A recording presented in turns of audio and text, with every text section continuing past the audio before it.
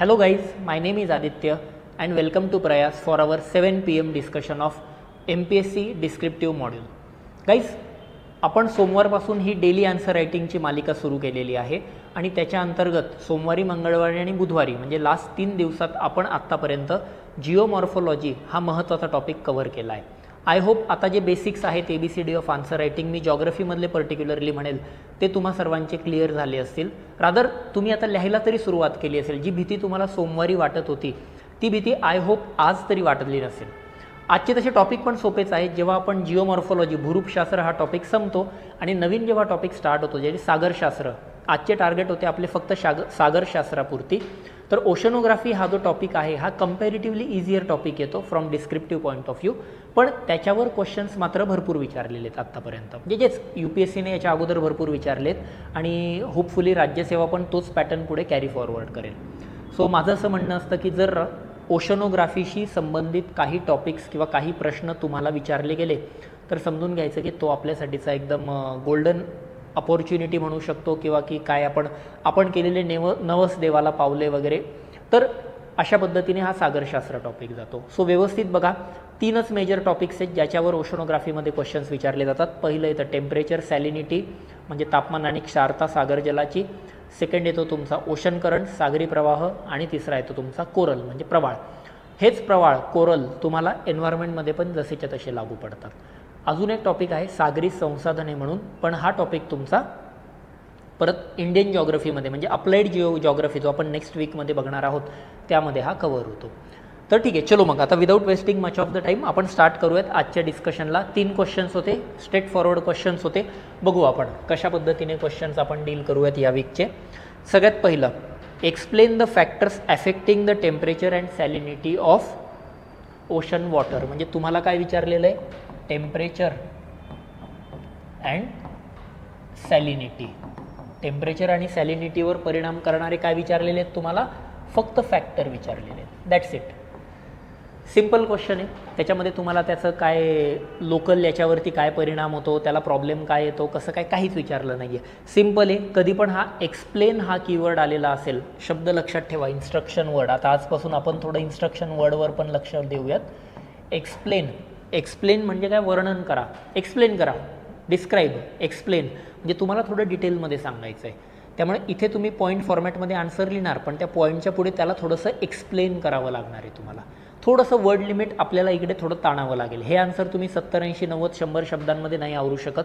तुम्हाला 140, 145, 135 या वर्ड लिमिटपर्यंत हे आन्सर न्यावं लागणार आहे. बिकॉज क्वेश्चनची डिमांड आहे to explain the things. Explain करा, मला एक्सप्लेन करून सांगा या गोष्टी. चलो मग आपला फंडा काय, start, main body, conclusion. Simple आहे. स्टार्टमध्ये काय करतो आपण, स्टार्टमध्ये आपण डेफिनेशन देतो. कशाची डेफिनेशन द्यायची, आता ओशनची तर डेफिनेशन देता येणार नाही, बरोबर. आपण काय ठरवलं होतं, पिक्चरचा हिरो बघायचा ना. पण आता ह्या पिक्चरचे 2 हिरो आहेत. कोण, एक येतो तुमचा टेम्परेचर आणि दुसरा येतो सॅलिनिटी. पण आता 2 हिरो असतील, बघा आता मी तुम्हाला सांगतो, 2 हिरो आहेत. त्यातला एक हिरो सर्वांना माहिती आहे, खूप फेमस हिरो येतो. त्या हिरोचं आपण इंट्रोडक्शन नाही देत ना.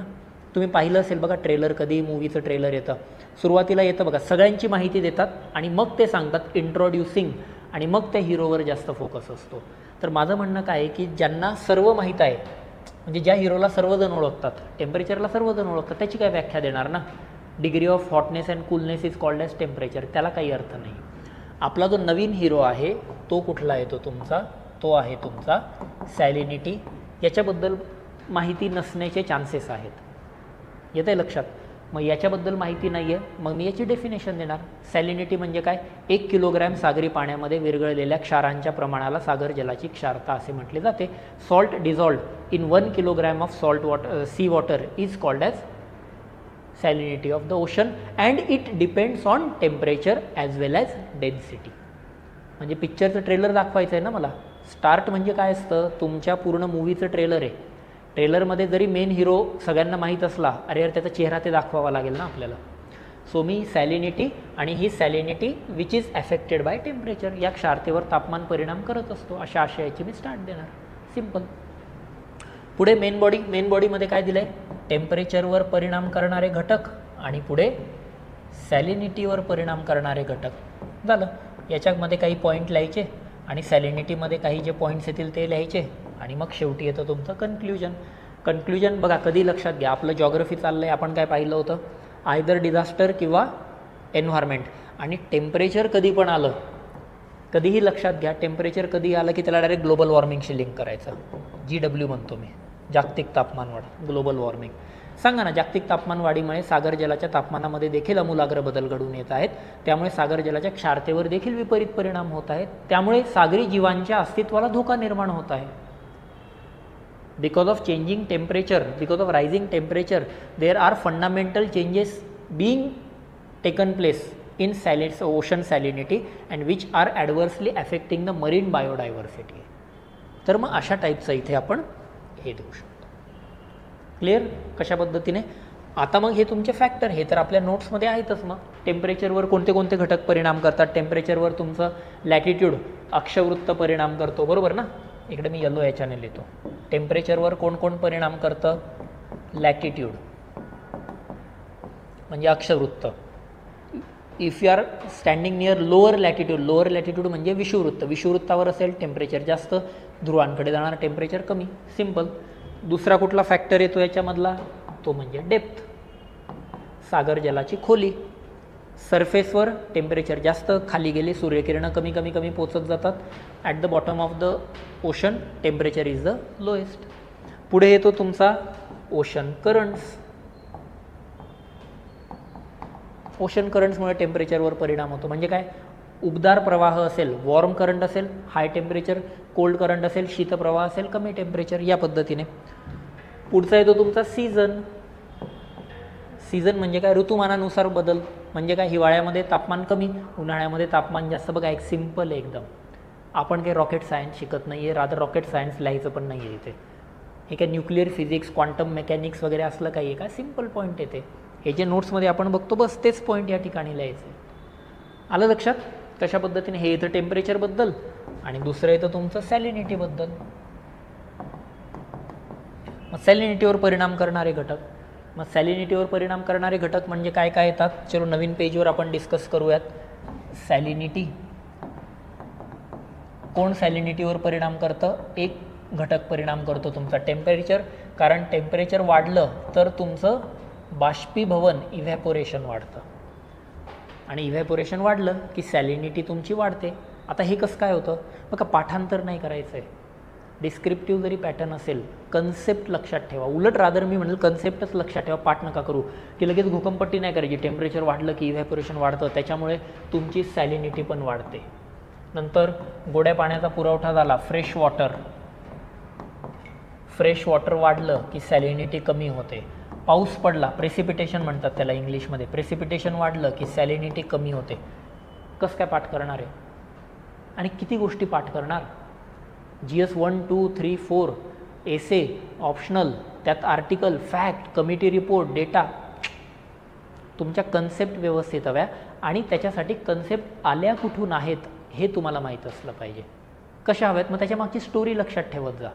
कसं असतं बघा, तुम्हाला मी एक सिंपल गोष्ट सांगतो कसं लक्षात ठेवायचं, कशा पद्धतीने काम करतं. चलो आपण आता या सागर जलाच्या क्षारतेबद्दलच बोलतोय ना, बघूयात आपण की ह्या गोष्टी कशा परिणाम करतात. ठीक आहे. आता मी काय म्हटलंय, टेम्परेचर वाढलं की सागर जलाची क्षारता देखील वाढते, बरोबर. आणि सागर जलाच्या क्षारतेची व्याख्या काय सांगते, 1 किलोग्रॅम पाण्यामध्ये किती क्षार विरघळले आहेत त्याला सागर जलाची क्षारता म्हणतात. 1 किलोग्रॅम पाणी म्हणजे किती, 1000 ग्रॅम पाणी ना. 1000 ग्रॅम पाण्यामध्ये जर 35 ग्रॅम क्षार विरघळलेले आहेत तर सागर जलाची क्षारता बनते तुमची 35 पार्ट्स पर थाउजंड. हे चिन्ह पार्ट्स पर थाउजंडसाठी. हे आयडियल आहे बरं का, हे आयडियल असते ही केस. म्हणजे ॲव्हरेज तुम्ही जर जगाच्या सगळ्या समुद्रांचा जर सरासरी काढली एवढी क्षारता येते 35. आता हे काय म्हणतायत, टेम्परेचर वाढलं. टेम्परेचर वाढल्यावर काय होईल, बाष्पीभवन वाढेल. बाष्पीभवन झालं तर काय होईल, पाण्यातच फक्त बाष्पात रूपांतरण होईल ना. Only water will get evaporated, salts will never get evaporated. हे तसेच राहतात. बाष्पीभवन झालं की हे 100चं कदाचित 500 होऊन जाईल, 100चं कदाचित 500 होईल, पण हे 35 नाही बदलणार कधीच.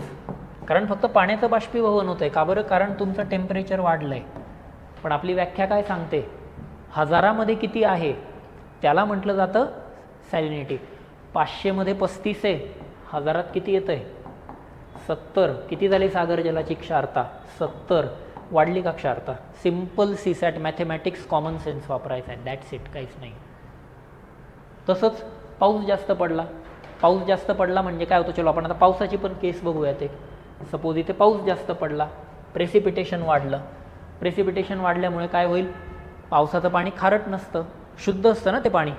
म्हणजे आज 1000 आहे, 1000मध्ये 35 आहे, पाऊस पडला ते पाणी 2000 झालं, पण क्षार मात्र तेवढेच राहिले, कारण वरून थोडी क्षार आलेले. 2000मध्ये 35 व्याख्या काय सांगते आपल्याला?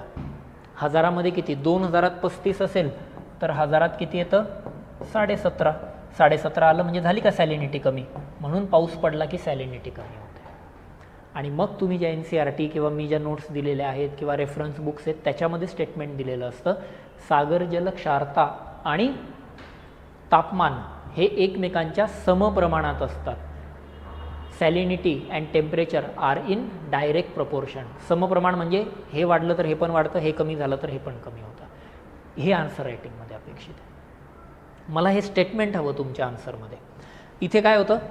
प्रेसिपिटेशन वाढलं, सॅलिनिटी कमी होते, म्हणजे एक वाढला की एक कमी होतो, एक वाढला की एक कमी होतो. सीसॅटमध्ये बघतो ना आपण, 4 माणसांना एक काम करायला 10 दिवस लागतात. 10 माणसांना किती दिवस लागतील? माणसं वाढली दिवस कमी होतील, माणसं कमी झाले दिवस वाढतील. सेम हेच आहे. पाऊस पडला सॅलिनिटी कमी, पाऊस कमी झाला सॅलिनिटी जास्त, त्याला व्यस्त प्रमाण म्हणतात, इनव्हर्स प्रपोर्शन. मग आन्सरमध्ये स्टेटमेंट काय पाहिजे? Precipitation and ocean salinity are in inverse proportion of each other. अशा पद्धतीने सगळे फॅक्टर लिहायचे. बाकी आन्सर्स तर सगळे लिहितात. मला ना मग आता असे थोडेसे कीवर्ड्स पण हवेत तुमच्या आन्सरमध्ये. वाचत असताना तुम्हाला एखादी नोट वाचताय किंवा मी जी नोट दिली आहे तीच तुम्ही बघताय, तुम्हाला वाटते की सर याच्यामधला ही शब्द नाही कळते, टर्मिनॉलॉजी नाही कळते, विचारा ना तुम्ही, क्लिअर करून घ्या ना. समप्रमाण, व्यस्त प्रमाण काय प्रकरण आहे बरं, ते काय बो आहे, क्लिअर करून घ्या. काहीच लोड नाही आहे. आणि रॉकेट सायन्स अजिबात नाही. हे काय मी बेसिक आकडेवारी असं लक्षात ठेवा, हे असं शिकलं पाहिजे, असं शिकवलं गेलं पाहिजे. फिट झालं डोक्यात. आता नदीचं पाणी आलं, नदीचं पाणी खारट थोडी असतं, नदीचं पाणी हेच लागेल ना. 2000 होऊन जाईल 35, आधी 1000 असतं, झालं. नदीचं पाणी आलं, सॅलिनिटी कमी झाली, झाली तुमची कन्सेप्ट इथंच तयार. ऑलराईट, चलो मग आगे बढ़ते. सो हा होता आपला पहिला क्वेश्चन आजसाठीचा. चलो मग सेकंडमध्ये काय आहे? यस, सेकंड क्वेश्चन आहे आपला, explain the mechanism of ocean currents and their role in influencing the global climate. चलो, काय विचारलं आहे सेकंड क्वेश्चन? ओशन करंट्सवर क्वेश्चन आहे, सागरी प्रवाहावर क्वेश्चन आहे. त्याचं काय विचारलं आहे तुम्हाला? मेकॅनिझम.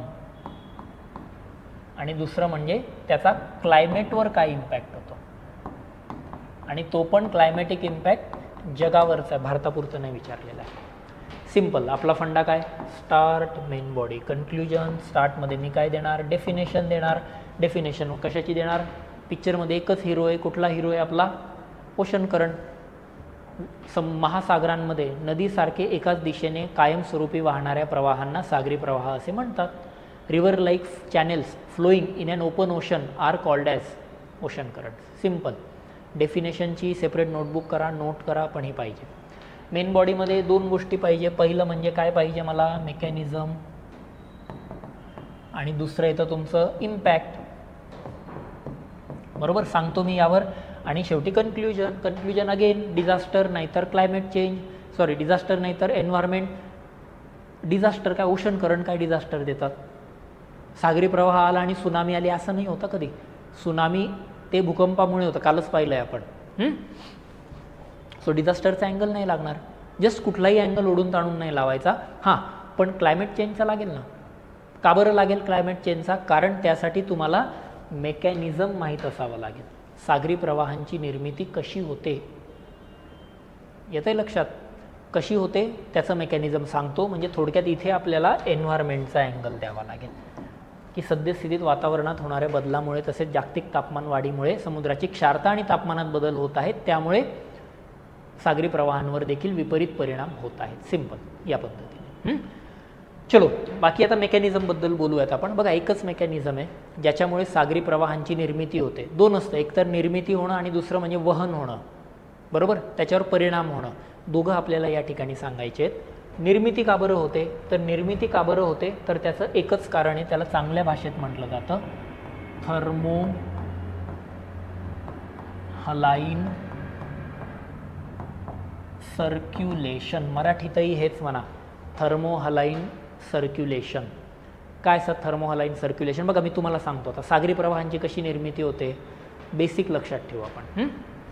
मी काय करतो, आपण आता एक असं कन्सिडर करू, हे एक मोठं भांडं आहे एखादं, एक अशी कढई वगैरे टाकी वगैरे आपण काहीतरी धरली हा आणि त्याच्यामध्ये आपण काय केलं आहे, असं पाणी भरलं आहे. बरोबर, जगाचे पण महासागर असेच असतात ना.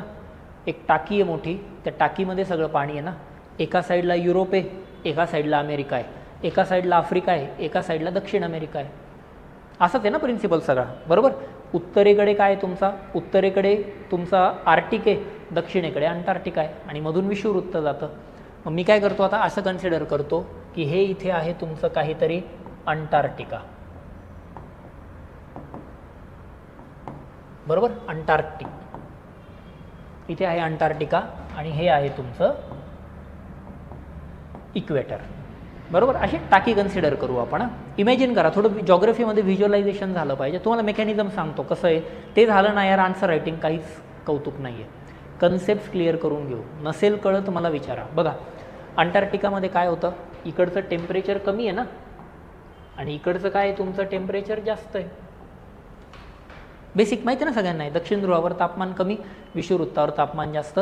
आणि जर एखाद्या पदार्थाचं तापमान जर कमी केलं तर काय होतं, त्याची घनता वाढत जाते. As temperature decreases density increases. सगळे ना स्थायू द्रव वायू, तीन पदार्थांची अवस्था, बेसिक सायन्स. बघा मी आता उडी कुठे मारतोय. सो तापमान कमी झालं, तापमान कमी झाल्यामुळे काय होते, याची डेन्सिटी वाढते. आणि इथे तापमान वाढलं तर डेन्सिटी कमी होते. तुम्ही बादलीमध्ये हीटर टाकतात बघा, आपण प्रिपेअर करत असताना बाथरूममध्ये हीटर म्हणजे खूपच लक्झरी येते, नसतं ॲस्परंटकडे जनरली, माझ्याकडे नव्हतं. बादलीमध्ये आपण हीटर टाकतो, तुम्ही बघा ना त्या हीटरमध्ये काय होतं, पाणी तापायला लागलं की पाणी असं वर येतं बघा ते बादलीतून. का बरं, कारण त्याची डेन्सिटी कमी होत जाते. सो तापमान वाढलं, इथे डेन्सिटी कमी होते. तापमान कमी झालं, डेन्सिटी वाढते. डेन्सिटी कमी व्हायला लागली की पाणी वर येतं. बरोबर, म्हणजे काय होतं आता इकडे समुद्रामध्ये विषुववृत्ताजवळ खालून पाणी असं वर येतं आहे, खालून पाणी वर येतं. आणि इकडे काय होतंय, तुमचं वरून पाणी असं खाली जातं. जड झालंय ना पाणी. आता बघा इथलं खालचं पाणी सलग वर गेलं, इथून वरचं पाणी खाली आलं. आठवतं का तुम्हाला, आपण प्लेट टेक्टॉनिक्समध्ये थर्मल कन्व्हेक्टिव्ह करंट, औष्णिक अभिसरण प्रवाहांबद्दल पाहिलं होतं. पाणी खाली आलं, इकडं जास्त पाणी जमा झालं, इकडं पाण्याची पोकळी तयार झाली, हे पाणी असं व्हायला लागतं सागर तळावरून. बरोबर, हे खाली आलं, हे जादाचं पाणी, वरती कमी पाणी, हे परत सरफेसवरून असं व्हायला लागतं. आलंय लक्षात. आणि एक पूर्ण असं चक्र तयार होतं. आपण जे सागरी प्रवाह शिकतो, जे तुम्ही ऐकलं असेल बघा, ते लॅब्रेडॉरचा प्रवाह, gulf stream, north Atlantic drift वगैरे, केनेरी प्रवाह वगैरे, हे सगळे हे आपण जे शिकतो, आपण फक्त हे शिकतो जे वरून दिसतात ते. पण आयडियली समुद्रामध्ये हे सगळं असं चालू असतं. ध्रुवांवर पाणी खाली जातं. बरोबर, याला चांगल्या जॉग्राफिकल लँग्वेजमध्ये डाऊन वेलिंग म्हटलं जातं. डाऊन वेलिंग, पाणी खाली जातं. बरोबर, जिथनं पाणी वर येतं त्याला म्हटलं जातं अप वेलिंग. आणि हे जे असतात हे सरफेस ओशन करंट्स, आणि हे जे असतात ते सब सरफेस ओशन करंट्स. सागरी पृष्ठभागाखालील सागरी प्रवाह किंवा सागर तळावरील सागरी प्रवाह, म्हणजे हे सगळं चालतं. आपण एवढं डीप नाही शिकत, पण हे मेकॅनिझम आहे आणि याला म्हटलं जातं थर्मो हलाइन सर्क्युलेशन. आणि मग याच्यावर मग बाकी कोरिओलिस बलाचा परिणाम होतो. उत्तर गोलार्धामध्ये ते त्यांच्या उजवीकडे वळतात, दक्षिण गोलार्धात डावीकडे वळतात. वाऱ्यांचा परिणाम होतो, तापमानाचा परिणाम होतो, पृथ्वीच्या परिवलनाचा परिणाम होतो. ते सगळे नंतर. पहिले मला काय पाहिजे तुमच्या आन्सरमध्ये, हे पाहिजे. त्यामुळे कधीही लक्षात ठेवा, ध्रुवांजवळ जे पाणी आहे समुद्राचं ते खाली जातं, सिंकिंग वॉटर म्हटलं जातं.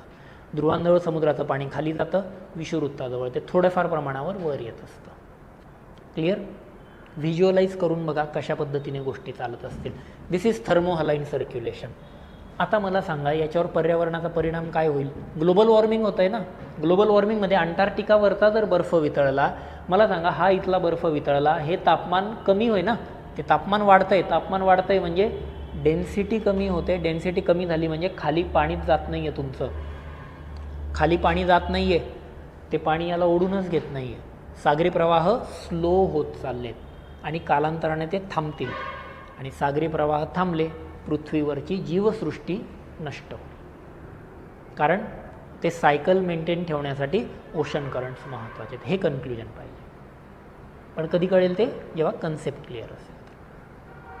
आले लक्षात? That's it, simple.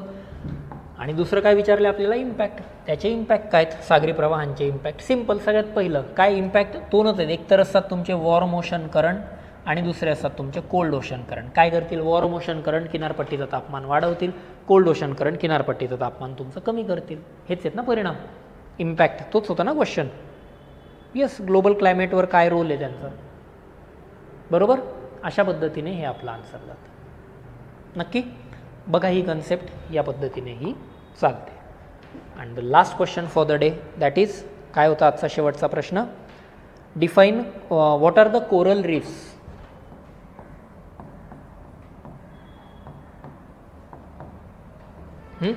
पुढे discuss their ecological significance. Ecological significance आणि थ्रेट. आणि त्याच्यानंतर थ्रेट नंतर त्याचे सजेशन. 15 मार्कर आहे. खूप सारे अँगल होते यामध्ये ते. बघा आता स्टार्ट, मेन बॉडी, कन्क्ल्युजन. आता तुम्ही म्हणाल कोरल रीफ आहे. कोरल रीफची जर मी स्टार्टमध्ये डेफिनेशन दिली, मेन बॉडीत काय लिहिणार? सगळ्यात पहिली गोष्ट लक्षात ठेवायची, जर क्वेश्चन WH टाईप असेल, WH म्हणजे काय? व्हॉट, हाऊ, व्हेन, व्हेअर, या पद्धतीने. कधी अशा टाईपचा क्वेश्चन असेल, डायरेक्ट प्रस्तावना वगैरे काहीच द्यायची नाही, डायरेक्ट आन्सरला सुरुवात करायची. तुम्ही म्हणाल असं कसं काय? सिम्पल आहे बघा. दरवेळेसच असं काय ते क्लिशे पद्धतीने जायची गरज नाही. जर मला कोणी विचारलं व्हॉट इज युअर नेम, मी प्रस्तावना देणार आहे का? काय उत्तर देतो मी? माय नेम इज आदित्य. आणि मग काय बडबड करायची ते करेल का? मी असं म्हणेल धुळ्याच्या एका भूमीतून आलेला असून मी असं तसं करून असा करून मी माझं नाव आदित्य. तो ऐकणार पण नाही माझ्याशी, बोलणार पण नाही 2 मिनिट. सांगायचा मुद्दा काय? जर तुम्हाला प्रश्न विचारला आहे, WH वाला क्वेश्चन आहे, लिहून ठेवा त्या नोटबुकमध्ये. परत सांगतोय मी, WH वाला क्वेश्चन आला तर you should be always giving a straight forward answer. खटॅक, संपला विषय. What are coral reef? Coral reefs are symbiotic organisms which are living in symbiotic relationship with zooxanthellae algae and coral polyps. Direct definition, संपला विषय. सहजीवन आहे ना ते. झूझॅन्थेली प्रजातीचं शैवाल आणि कोरल पॉलिप्स नावाचा एक प्राणी, दोघं जण सोबत राहतात आणि मग त्याच्यापासून जे काय मिळतं त्याला कोरल हे म्हटलं जातं, बरोबर. काय असतात मग हे कोरल? बघा आता तुम्हाला इकॉलॉजिकल सिग्निफिकन्स, थ्रेट आणि सजेशन हे तुम्हाला सगळं विचारलं आहे. त्याच्यासाठी तुम्हाला मग अगेन कन्सेप्ट क्लिअर लागते. कोरल काय असतात हे माहीत असावं लागतं. शॉर्टमध्ये बघा, मेन बॉडी आधी आपण लिहून घेऊ. स्टार्टमध्ये मी काय लिहिल? कोरल रीफ काय असतात ते सांगेन. मेन बॉडीमध्ये त्यांचा इकॉलॉजिकल सिग्निफिकन्स, दुसरं मेन बॉडीमध्ये त्याचं थ्रेट आणि नंतर येईल त्याचं सजेशन, बरोबर. आता तुम्ही म्हणाल सर कन्क्ल्युजनमध्ये काय लिहायचं? मस्त प्रश्न आहे हा, करूयात आपण डिस्कस जरा. काय लिहायचं इकडे? कारण डेफिनेशन झाली, एन्व्हायरमेंटल अँगलवर तेच परत वरी खाली नाही लिहायचं. ते एन्व्हायरमेंटल अँगल दिला, त्याचा डिझास्टरचा अँगल दिला, त्याला सोल्युशन पण देऊन दिला. आता कन्क्ल्युजनमध्ये काय लिहायचं? मोठा प्रश्न आहे. मग काय करायचं अशा वेळी? मी म्हणेल की अशा वेळी आपला जुना फंडा आठवायचा. काय? समरी लिहायची. वरील चर्चेअंती असा निष्कर्ष निघतो की प्रवाळ बेटे किंवा प्रवाळ हे स्थानिक परिस्थितीसाठी अतिशय महत्त्वाची आहेत, परंतु सद्यस्थितीत काही घटकांमुळे त्यांच्या अस्तित्वाला धोके निर्माण झाले आहेत आणि त्यामुळे त्यावर योग्य उपाययोजना करून तातडीने काहीतरी पर्याय शोधणे गरजेचे आहे. End of the story. Looking at the significance of coral reef and the threats they are facing, it is a dire need for their conservation to protect the entire marine ecosystem and the communities which are dependent on it. हे पण दुसऱ्या टाईपचं conclusion जाईल. So इथे मी summary मारेल. म्हणजे असं ॲडजस्टमेंट्स झाले पाहिजे, लक्षात ठेवा. आठवतं का आपला हा समरी मी नाही म्हटलेलो, पण आता ऑप्शनच नाही आहे ना काही नाही तर हे, बरोबर. बाकी इकॉलॉजिकल सिग्निफिकन्स काय, त्याच्याभोवती मासे असतात वगैरे वगैरे वगैरे, ते मी नोटमध्ये दिलेलं आहे, ते काही विशेष नाही. थ्रेट, त्याचं थ्रेट काय, त्याच्या थ्रेटमध्ये मग आपण काय ते सागरी प्रदूषण होतं आहे, सागर किनाऱ्यावर बांधकाम चाललं आहे, प्लॅस्टिकचा कचरा फेकतो आहे वगैरे, ते पण सोपं आहे. सजेशन प्रत्येक एक याला सजेशन द्यायचं. मेन प्रॉब्लेम काय येतो, तुम्हाला हे कळलं पाहिजे की नेमकी कोरल रीफ कशा पद्धतीने कार्य करतात, जेणेकरून तुम्हाला मग त्याचं इकॉलॉजिकल सिग्निफिकन्स सांगता येईल. तर काय असतं, कोरल हे सिम्बायोटिक रिलेशनशिपमध्ये असतं. सिम्बायोसिस, सहजीवन म्हटलं जातं. ते रिलेशनशिप असतात ना. सिम्बायोसिस म्हणजे काय, दोघांना त्याचा फायदा होतो.